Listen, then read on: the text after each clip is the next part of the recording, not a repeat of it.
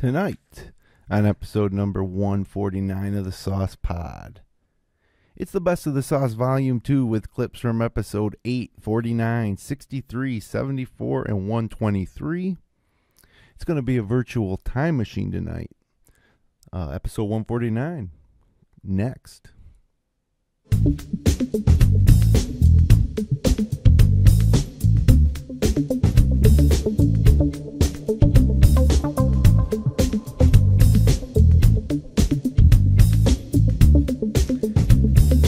Good evening, Saucepod streamers from coast to coast. It's me, Tony Sometimes, and this is episode number 149 of the Sauce Podcast, coming at you live from inside the FingerLakes1.com studios deep beneath historic downtown Seneca Falls, New York. It's Monday, May 19th, 2014, and tonight we're going to take you back in time over the past 3 years and 48 some odd episodes of the Sauce Pod. We're going to look at episode 8 from 2011, only our 8th episode, and a conversation around my high school soccer playing days. We're going to look at episode 49, which features the only freestyle rap battle ever held here in the Sauce Pod between myself and the fabulous Shimboshi. We're going to go live to Red's Place, or we were live in Red's Place in July of 2012, where an epic taco eating battle ensued. And we're going to relive the final moments of that epic culinary throwdown. Episode 74, Hunting Dog, one of the most famous guests we've ever had in the studio. And you'll see why as we take you back to October 15th, 2012. And then from episode 123, entitled Fine Southern Gentleman, Zack Supernova was in studio. He's a reoccurring guest. And we got a little portion of some local restaurant reviews that we did when he was in here that was pretty enjoyable. And so there you have it. We're taking you across 3 separate years and through time. That's why I wore the shades tonight. Actually, I wore the shades because I got sunglasses on in the studio.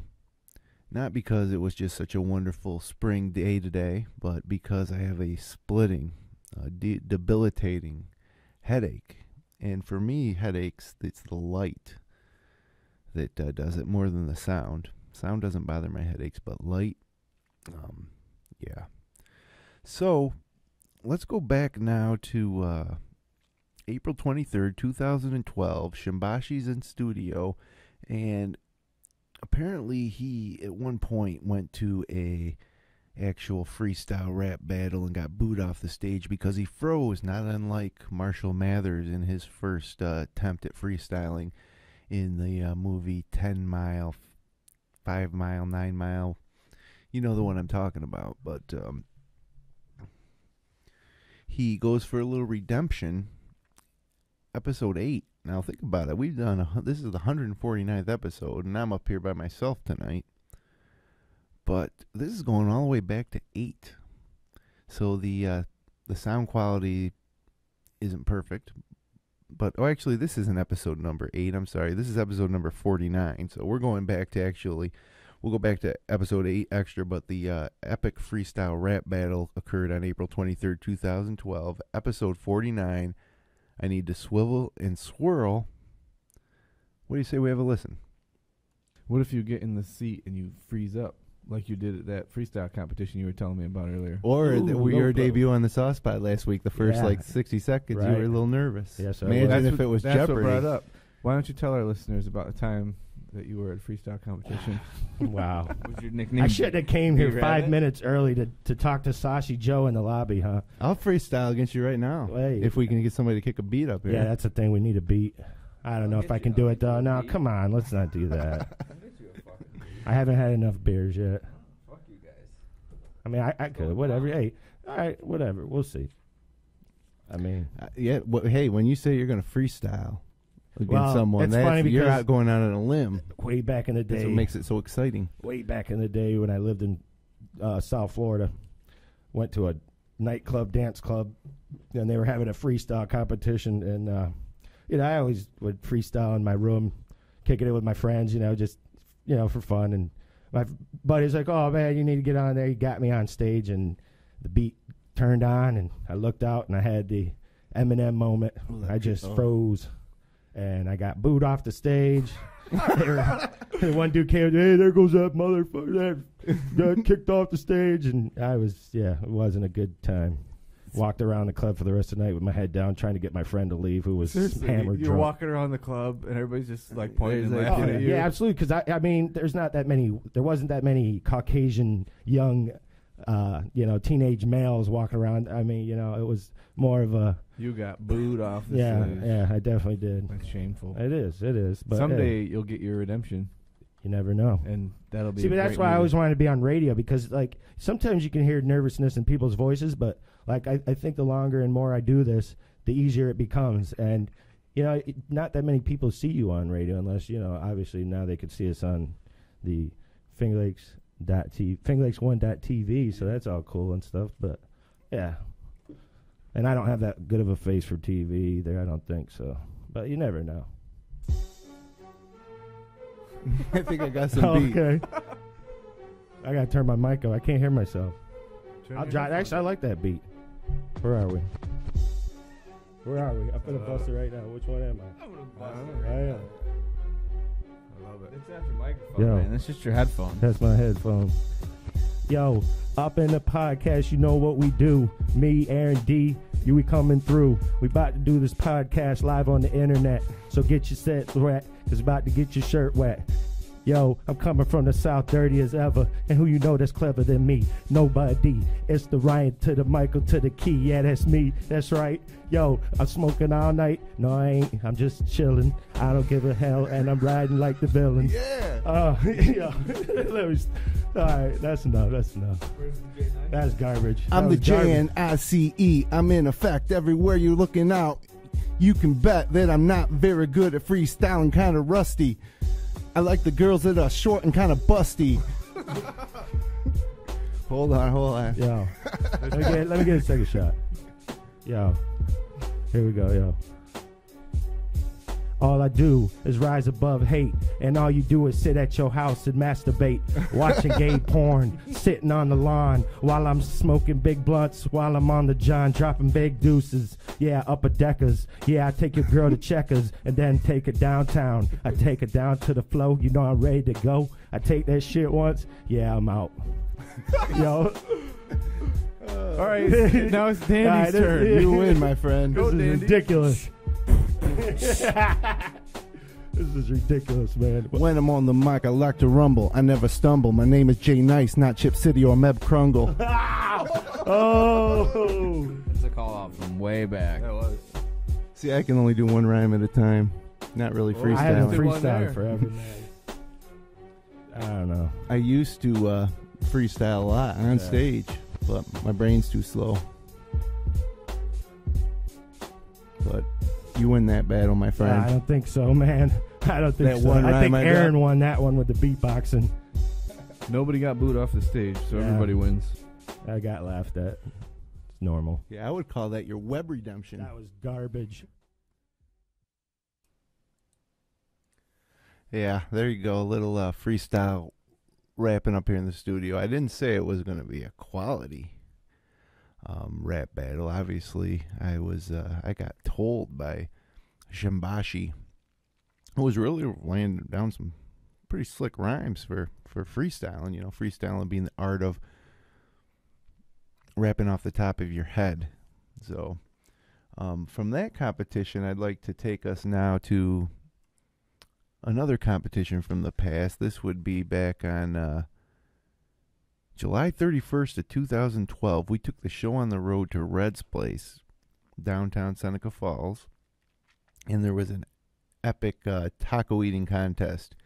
You had Johnny Walters facing off against Bill Major and the third guy, he was actually the eventual winner.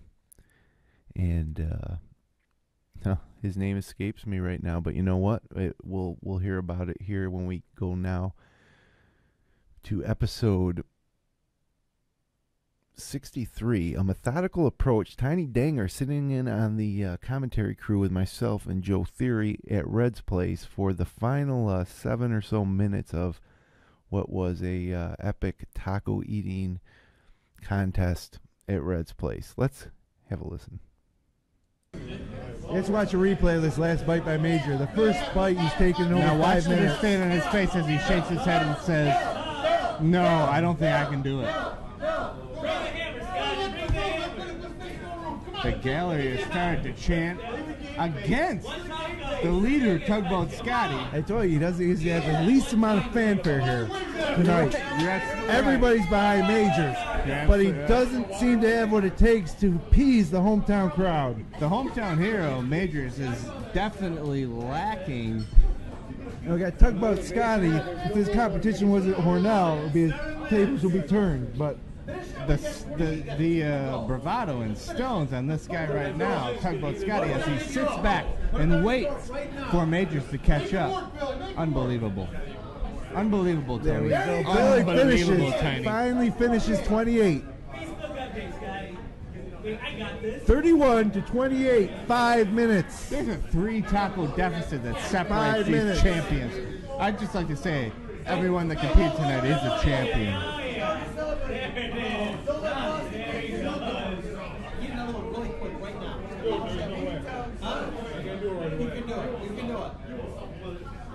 Just the goading and carrying on of the gallery. Hey, competition's over. Yes. Competition is over. We should put the night on a different level. I believe Tiny Dangus mentioned something about a falafel. Falafel level? I'm not sure what he said. Falafel? Scotty's back to eating over here. I don't know if you noticed, but Scotty is back to eating tacos. Even with a 3-taco lead. He's at 31 and a half. Now keep in mind, you don't get credit for a taco until the whole thing's gone, so it won't be 31 and a half. He has to finish to have 32.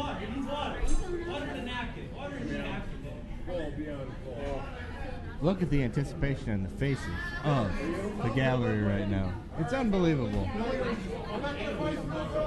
They're in various 3 minutes. shirts. 3 minutes.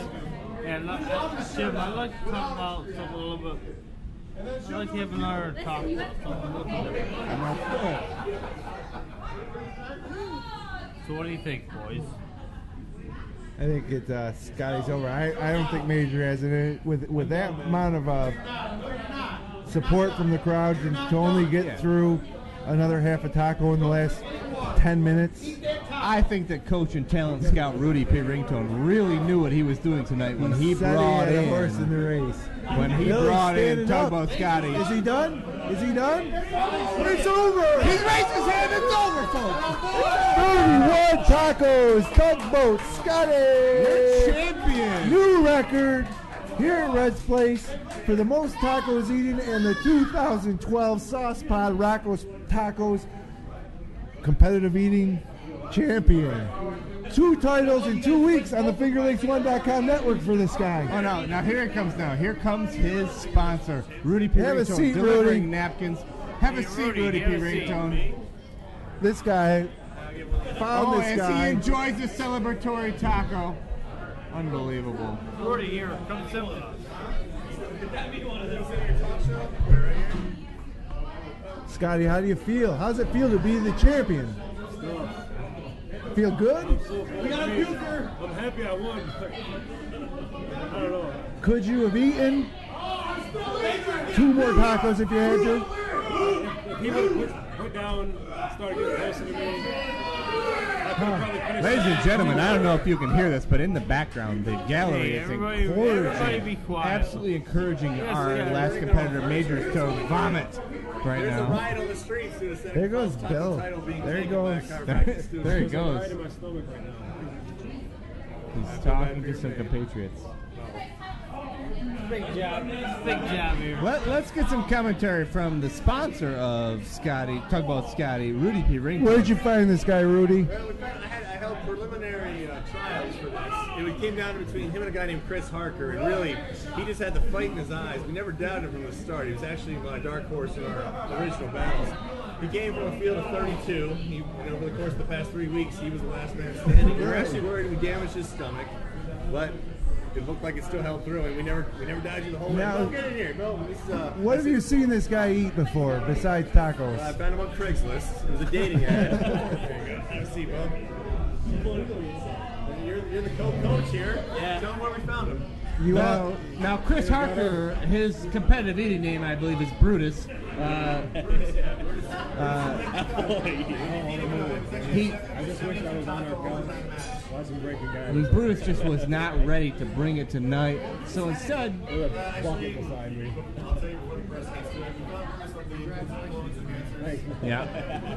Brutus was in performance at Hanson. So you said we need to bring, we're all about integrity, we're all about class here at Bulls Run Grill and Ale House. We need to bring our major competitor, Tugboat Scotty.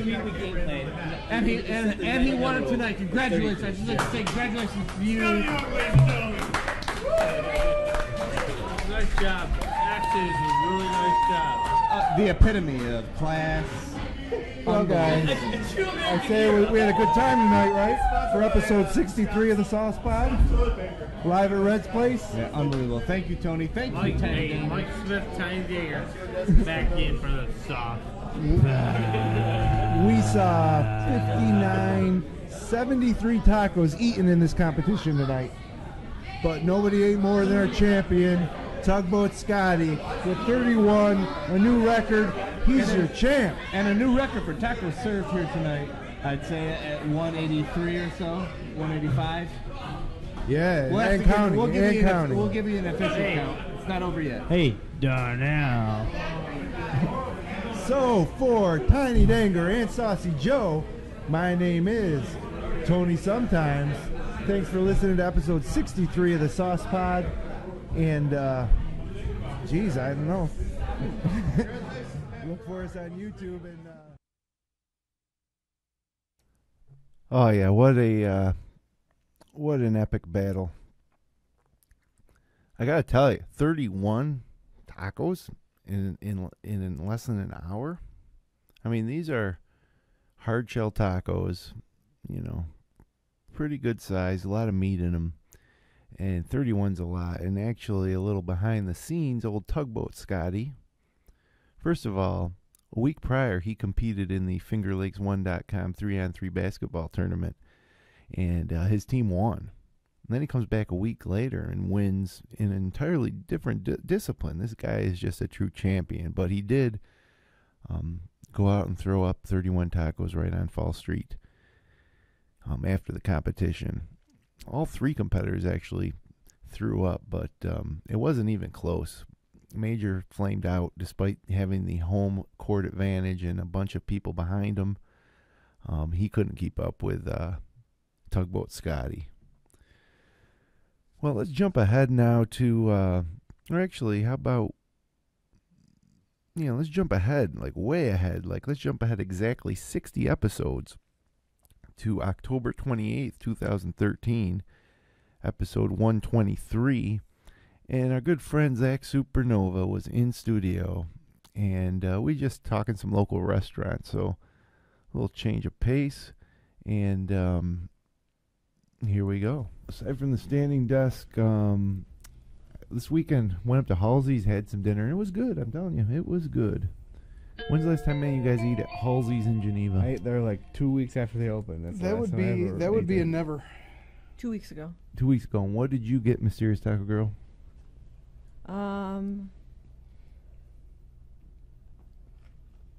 Wow. Can't remember what you got? I got. My meal was awful, but It wasn't good? No, No, my meal was good. I ordered wrong.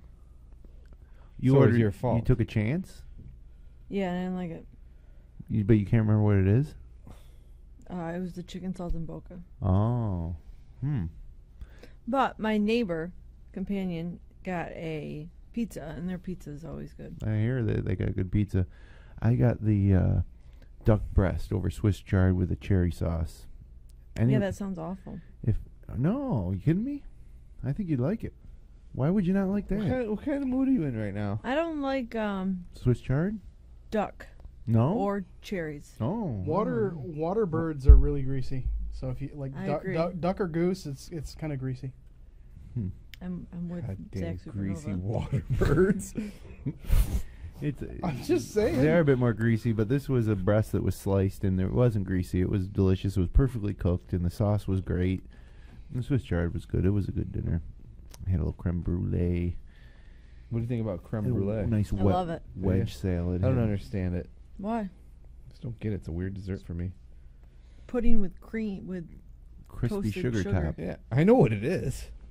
Everybody, thanks. Danny, you want to chime in and tell me what creme brulee is too, since these two already hit me up? I don't know what it is. Dan, do you ever eat at We should. They both just told us. Did you ever eat at Halsey's? Yeah. In Geneva, what do you think? It was alright.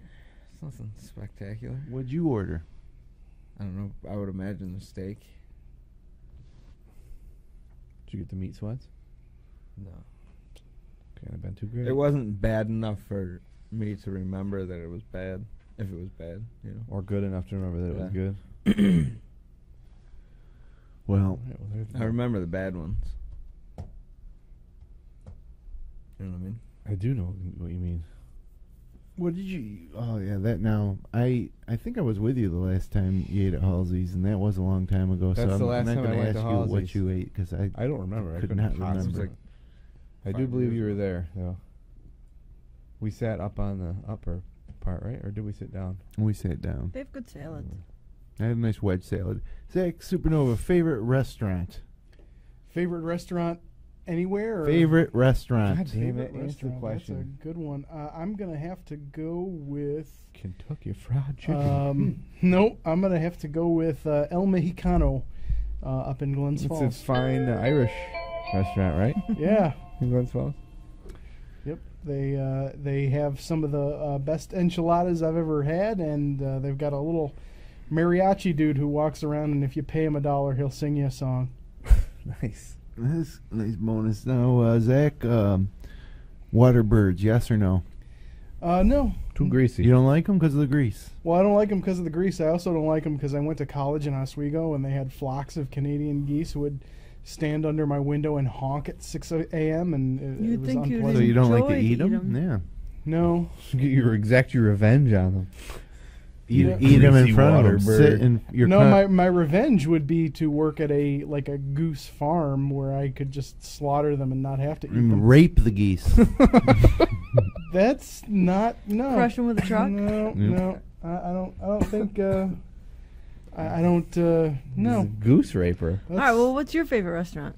My favorite restaurant. It's hard to say because there's restaurants you go to a lot every day, and there's special restaurants you go to. But one of my favorite restaurants right now is if somebody said, "Where do you want to go?" You can go anywhere. It would probably be Moro's Table in Auburn. Bambino. She's so highly critical of all the Why- foods and restaurants that you like. Can't believe you don't like Moro's Table. What's not to like? She I just actually think stuck her there's- tongue out and went, bleh. I like Bambino's in Auburn a lot too. Oh, that is good. They're good. You know what Common restaurant ground. has a special place in my heart, though? It might not be my absolute favorite of all time, but I really, really love it, is Antonina's. Just gotta love Antonina's. Classic. In fact, I'm going there tomorrow night. Holy smokes. What will you order? I am going to get the chicken parmesan. What do you think? he's With gonna shells? Get? You gotta get the shells. Get shells. Comes with I thought it was just either spaghetti or ziti. I get chicken parm, Nice spaghetti, shells. and Little- potatoes, circles, the garlic potatoes, Potatoes. whatever they call them. Now I've made the garlic potatoes at home. They're Yeah? not as good, but you can You can pull it buy off. them and make them. What do you mean you buy them? So, like at the store, I never knew this either. You can get a can of sliced, Is that how they make them? sliced Potatoes. Yeah. and you just deep fry them and Oh, put yeah, some I see garlic what you're salt Or you on could just them. buy a potato and slice it. Yeah, but these are No, small and like Yeah, they're soft. perfect. They're perfect. It's nothing worse than peeling potatoes. No, that's why It's they. my job. No, actually, every holiday. there's like smallpox. That's worse than potatoes. Peeling potatoes. I don't know. Getting crushed under a truck. Yep. Pretty bad. Watching 2020. That's pretty bad. Having geese outside your door while as we go. Yep. True, pretty bad. I like peeling potatoes. Give me I a don't nice. mind Geese Or are mean. carrots. If you're walking along the paths in the morning and there are geese nearby, they'll like hiss at you and chase you. Yeah, and they can. Yeah, because they can think you're gonna also mess with their babies. Take their wings and crush you. Like this. No, that's a seal. I'm crushing your head. Zack Supernova. Crushing Have you, how, if you were a seal, How would you clap? how would you clap your hands if you were a seal? Show me. Seal. Right. Yeah. If you see the episode from last week, this guy is 2 weeks ago, I think. clueless as to how a seal functions. Like this. That's how he thinks a seal works. You're totally off That they base, clap sir. their hands backwards. No, I'm simulating a seal. I'm not saying a seal. Sir, Actually, I will have no more of your tomfoolery. you don't have any seals in the south of the Mason-Dixon line. No, sir. No. Hey, you know, I don't cotton to them swarthy foreign types. with the way that the news media is covering stories nowadays, a lot of people are turning to us for the hard news. Soft spot? Are they? Yeah, so hold on tight. He's a hard-boiled news hound It's time for the news.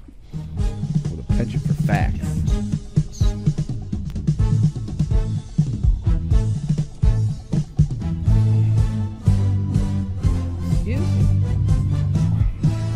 Pardon me. That's a lot of beer.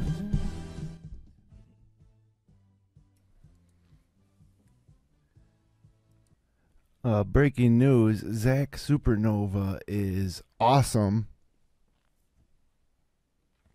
Really enjoy having him up here in studio. He's a funny guy, nice guy, knowledgeable guy on a variety of subjects. And I'm sure that won't be the last time that you see Zack Supernova on up here in studio live or in a clip from the Best of the Sauce Pod. Because there's more. But for now, I know earlier in this episode I told you about episode 8 back in 2011, the 8th episode that we ever did. And what happened here is we talked about my high school soccer experience. And in it, basically, I was on the first ever varsity soccer team at Minders Academy. The year was 1989. And there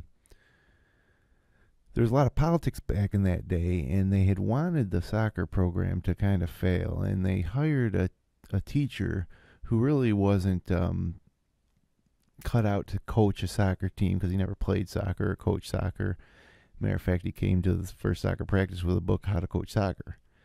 Nonetheless, this guy's a really nice guy and was a great teacher. And I don't. One part about this is we kind of poke a little fun at him as a soccer coach in this clip. But certainly, they think that he was put in a tough situation. But hey, let's travel back in time to May 12th, 2011, almost 3 years to the day, for episode 8 of the Sauce Pod, and it's entitled "Take a Loop," and you'll find out why here. Again, this is before video, so you're going to just have to have a listen. The best men's soccer team of all time was the 1998 Rec League Red Team in Seneca Falls. Yeah. Do you remember? Yeah, I scored a goal. You should have seen this. Sure about 88. I never played any soccer. You play soccer? 88. Oh yeah, I played soccer. I was a member of the first varsity soccer team at Minders Academy I ever had, and we won 2 games all year. Then we got a new coach. The following year, we won the league. Wow. So if you think improvement, if you think coaching doesn't matter, then you got another thing coming. That's right. And take a loop. Right. Yeah, actually, I could have some great stories from that first year. Our coach. I don't really know if I should share all these stories, but since I already said Why not? Well, we already opened that can of worms. Well, let's investigate. When he got mad, he was what was he, Polish? Yeah, I think Polish. of yes. Polish national Right, here we go. descent, and so he talked a certain way. And instead of telling us to take a laugh when he got mad at us, he would say, "Take a loop, Take a loop. take a loop." Didn't somebody drop Take a Loop earlier? Huh? On this podcast, someone said a loop instead of laugh. Yeah, I just said it. That's why we got into this segment. Oh, word. Take a loop. Okay, fair enough. That's one thing he did. Another thing he did, what he said was, we're playing in a game. You know, keep in mind we won 2 games all year. We were a laughing stock. And there's a timeout in a game, and it was a warm day, and he huddles us all in, and we're all listening to see what the coach is going to tell us, what kind of advice he's going to give us.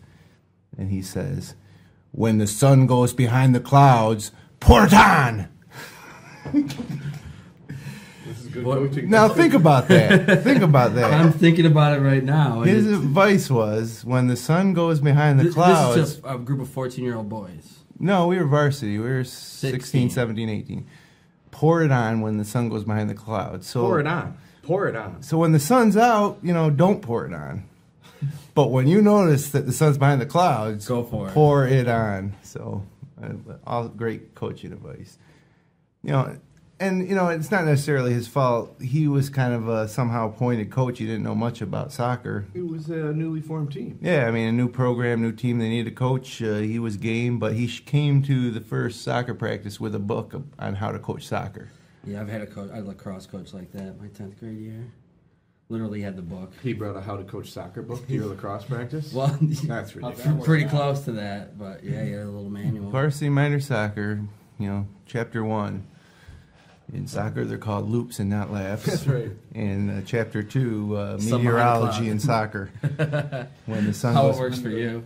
Now, there's also another time when we were at McDonald's, and he didn't have such a firm grasp on the team discipline. We were a wild bunch.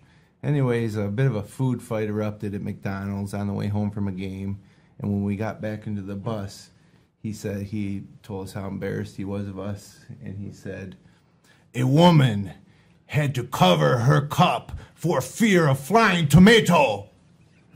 True story. I'm the machine. Oh man! But anyways, the next year that coach's we name had was a Arnold Schwarzenegger. the next year we had a German coach of German descent, so different accent, and we win the league and go to sectionals. Win the league. And I think, without sounding too conceited, that I scored the defining goal that turned around Minder soccer from the laughable, lovable losers of 1989 to the league champs of 1990. When was this goal scored? It was in the first game of our tournament of the year. And the sun dropped behind the clouds. And I knew, based on last year's coach, that it was time to pour it on. Pour it on. Tony, pour it on. Well, anyways. Well, at least I already got a title for this week's podcast. Yeah. So, anyways. It was a preseason tournament, or a regular season tournament, the first tournament of the year at Auburn High School. Now, anybody around here knows that, when you go to play the Maroons, they're a little bit of a bigger school and usually a bit of a stiffer test. Well, the first game of the year, we won. I don't even remember who we played that. And then we advanced to the tournament finals against Auburn. And, I guess we kind of felt like we were better. We just won a game. I do remember after winning that game being surprised, like, hey, we just won. We can do this. We won 2 games all last year. We're 1-0 right now. Undefeated. And so then we face Auburn, who's a legit soccer team. And we were down 1-0 late in the game. And I was in the game. Now, this was the only goal I scored in my high school career, too. I wasn't. I didn't start. I didn't start. No, I didn't play all that much. I played enough, and I was in the game at this point. What position did you play? I played a lot. I played defense sometimes. I played midfield sometimes, So and never played striker. A though. utility kind of guy. Yeah, I guess I was a jack of all trades, except striker and goalie. But yeah, so. Anyways, ball breaks free. there's nothing that I see between me and the goalie than a bouncing ball that's rolling towards the goal, and the goalie's coming out at me, and I'm running at the goalie. I slide as if I was sliding into second base and pop the ball. I see it bounce over the goalie, and I can tell it might go in the goal. So it bounces off the post and in, and euphoria, because just imagine how excited you got when imagine if you were in the game. Did you run to the sidelines and slide? I got up and started rounding back towards midfield with, I think, one or both arms extended, and I was met by one of my friends on the team who we embraced and fell to the ground, and then where everybody else on the team piled on. Now, we lost that game. But in extra time, we lost that game. But I feel that was the defining moment in Minders Academy boys soccer history. Wow. The moment that everyone knew that we had arrived. They're really good now, right? Yeah, mostly thanks to Al Lau, because he built it. Oh, not thanks to your goal. Well, I thought it was your goal. My goal set the stage for Al Lau to come in years later and propel the. But we did win sectionals, and we lost under the lights in the snow to Naples or somebody, I think. I don't know. Whatever. Fucking Naples. In the snow. Soccer. Yep. Grape pie and soccer. That's all Naples is known for.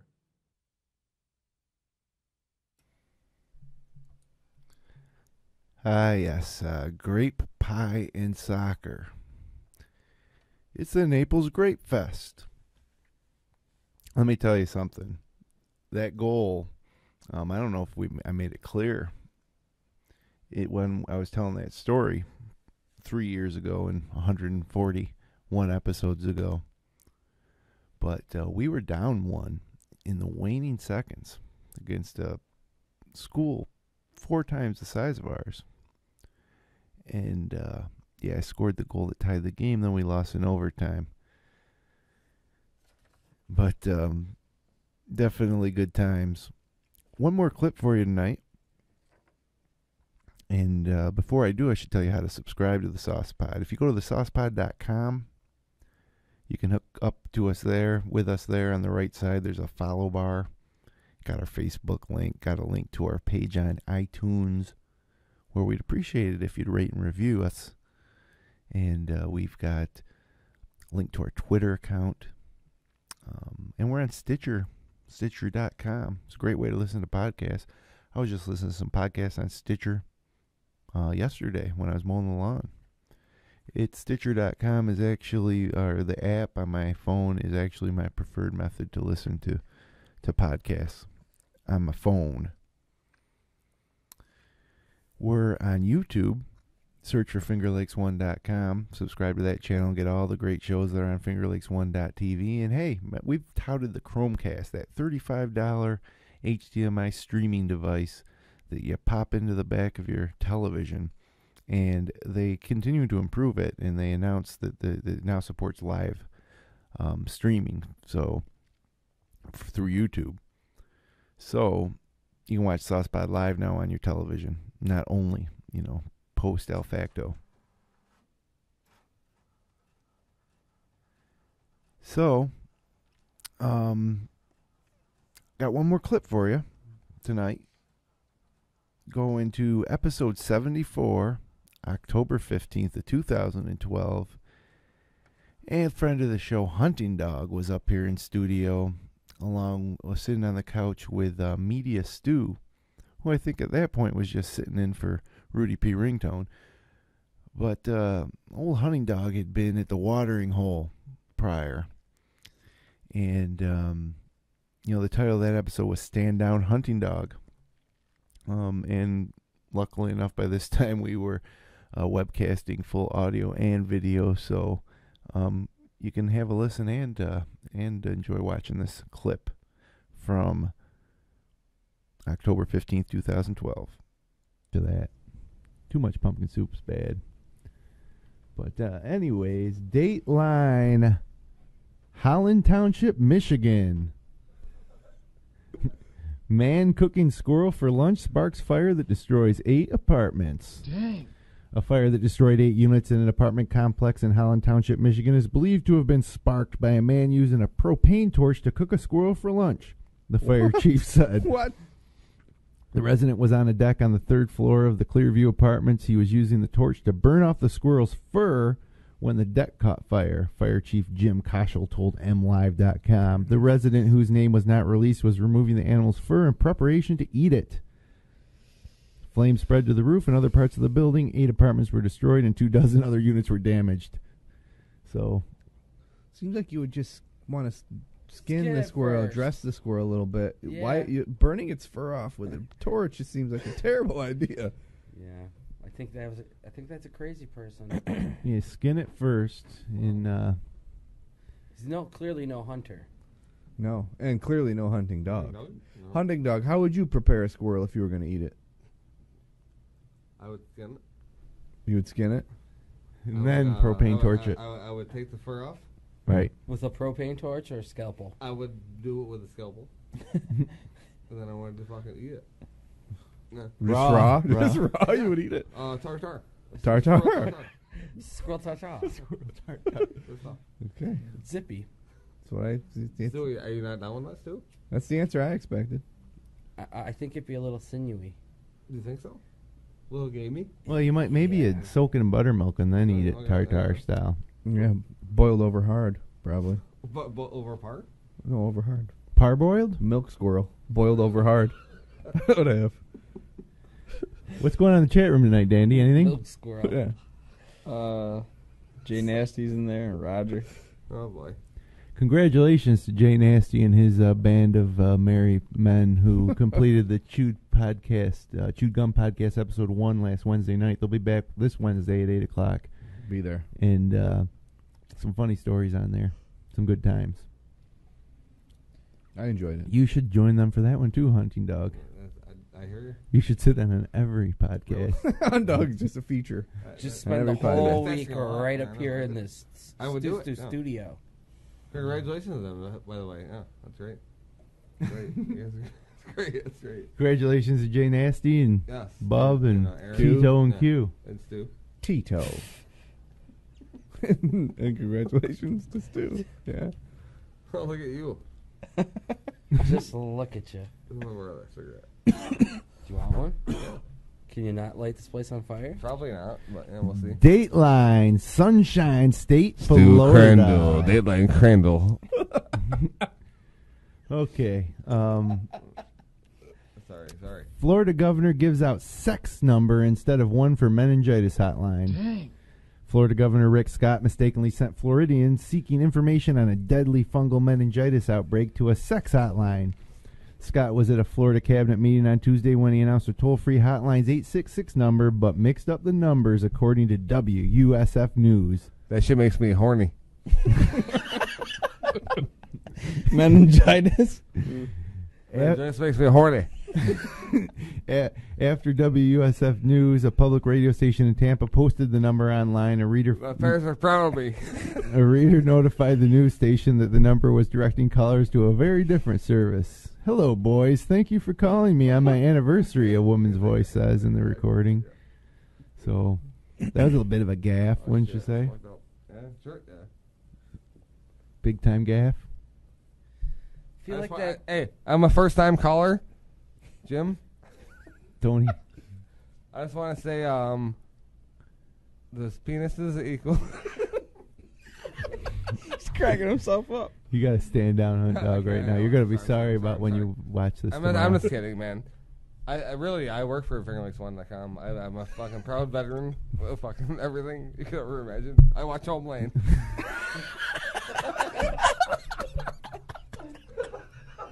I watch Homeland. That thing's that are running through his head right now. It's got to be incredible. Crying. Fucking incredible. Incredible. Incredible. Zootador. Incredible.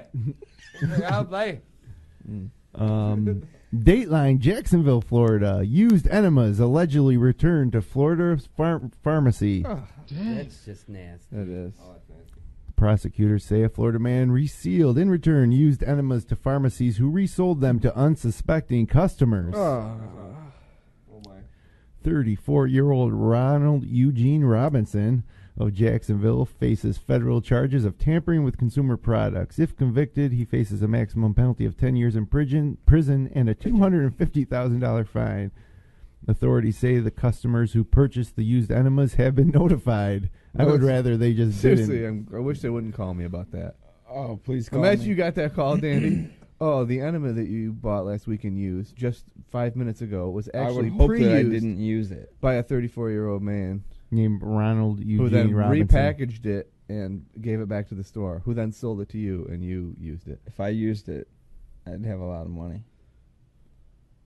Because you'd sue. Fuck yeah. What does enema mean?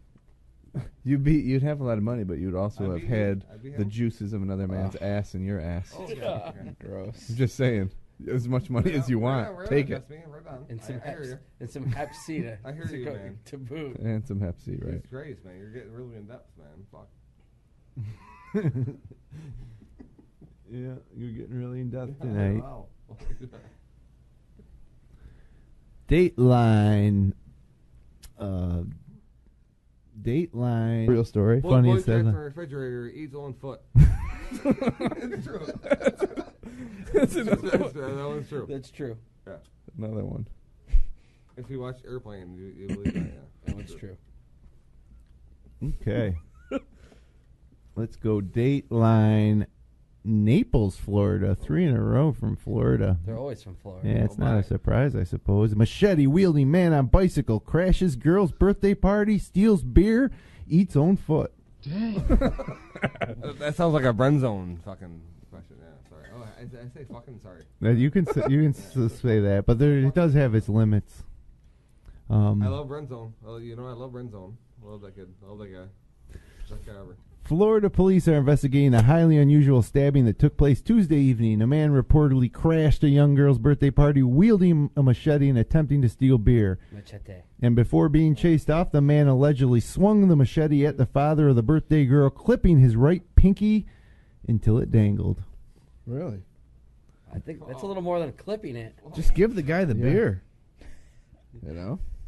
It's just a birthday party. Well, apparently the Naples News reports that the 42-year-old father was hosting the party for his daughter when the man described as an acquaintance showed up and started loading beer into plastic bags and attempted to ride away on his bicycle. When the host tried to stop him, he pulled the machete from his waistband. I was that acquaintance. Yeah. Was that your birthday party? It was your machete. This Your bicycle. This sounds like bath salts to Yes. me. I've done bath salts. I've eaten faces. Yeah. I will eat your face too. Great. But you love me. You would love to eat your face. I love love to eat your your face. sweet Yeah, but breads. yeah, you know I would. You know. Wow. That's a bad mishap at a birthday party. Yeah, because it's Yeah, terrible. That's horrible. Terrible thing. He wanted the beer, obviously. He knew there was beer there and attempted to steal it. One more domestic news story here that I wanted to get in tonight. Let's see. Dateline, Des Moines, Iowa. I watch Homeland. Des Moines. He's on fire. Hot dog's on fire right now. I think he's on So do fire. I. Are you serious? Dude, I love Homeland. You guys watch Homeland? Anybody watch Homeland? Are you serious? The best show ever. Des Moines baby, a numerologist delights.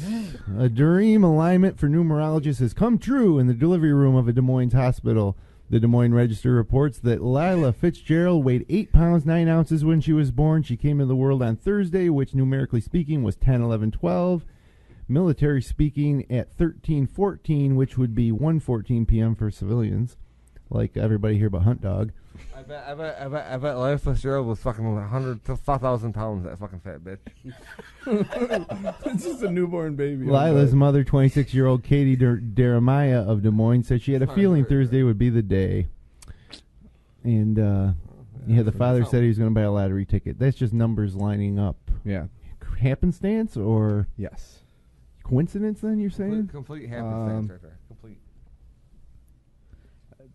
Complete happenstance. It's people. Well, the numbers are just there. People draw the correlations they want. Right. They're applying their own structures to it. And they're stretching it when they say the military time is 13:14. That just adds to it. But, yeah. And who's to say that, don't they usually say the date first and then the time? But in this case, since the time. Let's switch it around because it fits our cool story. That's true. It's not, I don't believe that. They sound like terrorists, huh, dog? Jesse Cohen's a terrorist. And anyways, let's kick it over now and see what we got in the old mailbag. Oh, the mailbag? I got a question from somebody that says Jesse Cohen's a terrorist. Put your headphones on. I love Homeland. I watch Homeland. Yeah, what's his name? Yeah, I love that guy. What's in the mailbag, Dandy? Subject: Space jump. Oh boy, here we go. Here's a video recapping the space jump. It is a viable achievement, or did the guy just waste a bunch of money and time? If so, at least he wasted Red Bull's money. With a video to follow. Like it's a viable achievement, according to me. I'm telling you. I want to do it. What do you guys think? What do you think, Dan? Watch right now. Watch the video. Watch it. Oh, I've seen it. It's great stuff. Stand down. Sorry. I'd like to thank you for joining. There's 2 weeks.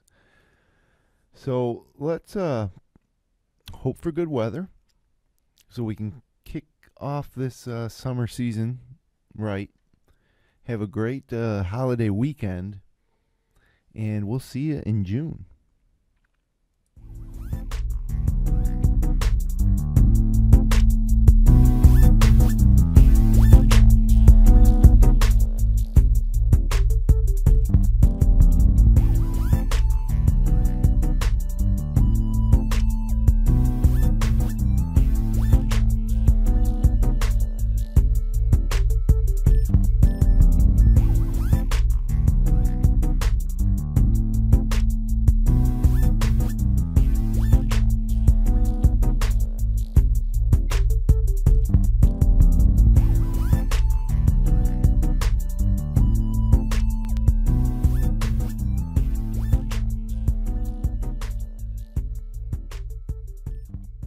Support great local content like this by becoming a patron of FingerLakes1.com. Visit patreon.com/FL1.